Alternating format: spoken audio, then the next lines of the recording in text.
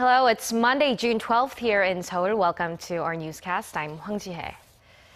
President Moon Jae-in is set to give a speech to a packed National Assembly on Monday afternoon to ask for lawmakers' support for a multi-billion-dollar supplementary budget aimed at creating new jobs.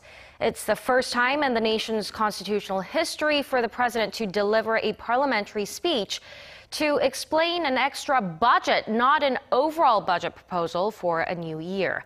Connie Kim has the details. President Moon Jae-in will give his first address as president to the National Assembly Monday afternoon, asking for the opposition-led parliament's cooperation to pass a supplementary budget aimed at creating new jobs, one of the key promises President Moon made to voters during his campaign. The 11.2 trillion won, or $10 billion extra budget proposal was submitted to the National Assembly on Wednesday, with the finance ministry expecting the programs funded by it to result in some 110,000 new jobs, including some 70,000 in the public sector. President Moon, however, faces fierce resistance from the main opposition Liberty Korea Party, which says it cannot approve an extra budget focused mainly on creating public jobs.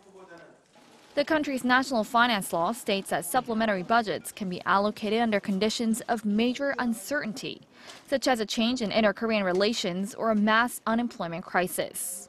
An official from the presidential office of Cheong Wa-dae says the president will be explaining in detail where and how the extra budget will be used, focusing on the people's safety and welfare.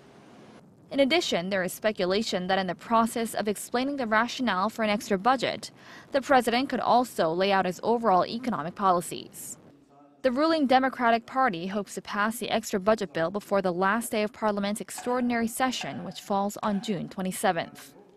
When President Moon takes the floor on Monday, there is also the possibility he could call for cooperation from lawmakers to fill the gap in state affairs, as Parliament has not yet adopted reports on the confirmation hearings for 3 of his nominees for top posts, those being head of the Constitutional Court, head of the Fair Trade Commission, and foreign minister.